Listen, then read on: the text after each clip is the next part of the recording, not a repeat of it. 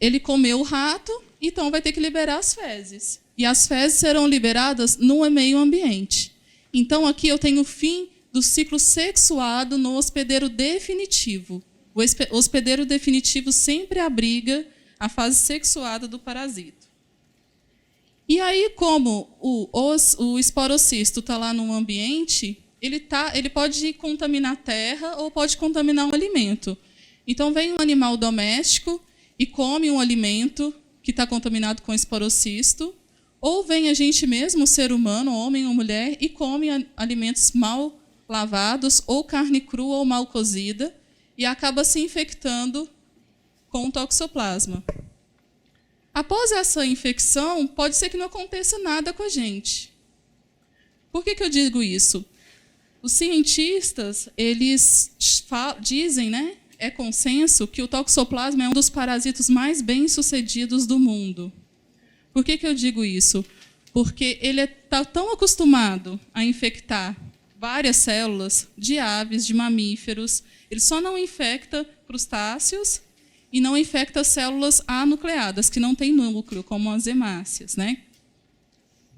Então, ele está tão acostumado a viver esse ciclo de fase sexuada e fase assexuada, que geralmente a infecção é assintomática. O nosso próprio sistema imune resolve. Por quê? Não é interessante para o parasito matar o hospedeiro, porque ele precisa do hospedeiro para continuar propagando e para continuar seu ciclo de vida.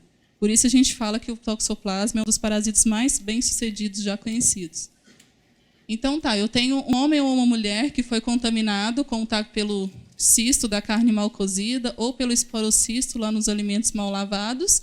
O meu próprio sistema imunológico vai resolver. Então, eu tenho a fase aguda da doença, e aí eu vou levar para a fase crônica. Então, esses cistos, eles vão estar, né, os bradizoítas, eles vão estar dispostos lá no meu músculo ou no cérebro.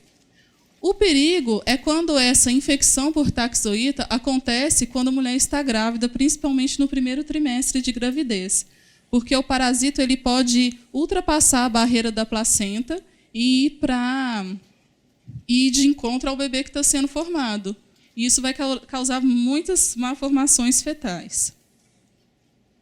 Então, como em ciência a gente tem que dar uma afirmação e provar por que a gente está falando isso, eu trouxe esse experimento para vocês visualizarem como que a gente enxerga a infecção no laboratório. Então, esse taxoíto, que é a forma lá de mexerica do toxoplasma, ele é verde.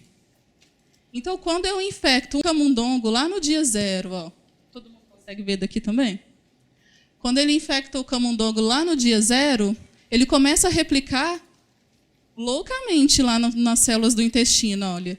O parasita é verde, mas a representação aqui, quanto mais próximo de vermelho, mais número de parasita. Tudo bem? Então, ele está replicando loucamente lá no intestino.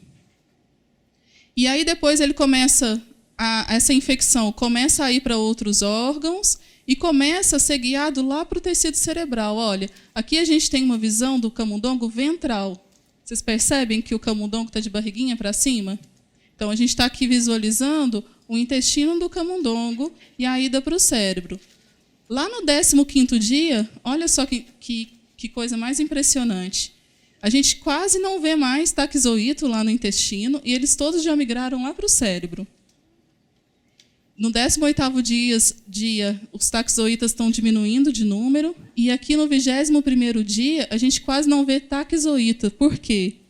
Porque o sistema imunológico do camundongo já resolveu a infecção e tudo que era taxoíta lá no início estava lá no intestino, virou bradizoíta no cérebro. E o camundongo não morreu. Só que a gente começa a pensar, né? Não sei se vocês têm esse mesmo pensamento. Como que um parasito vai para o cérebro e não causa nada? Algum prejuízo deve ter, né? E a gente vai ver que tem sim. Então, aqui, só voltando no ciclo de vida de Tegôndia, eu falei para vocês que pode ter a toxoplasmose congênita e adquirida, né? No caso da toxoplasmose congênita, é aquela que é transmitida pela mãe para o bebê. Então, vai acarretar má formação fetal com retardo mental e também vai acometer o tecido nervoso e ocular. Então, é importante que as mulheres que pretendem engravidar, façam um exame para ver se elas são infectadas de forma crônica para esse parasito.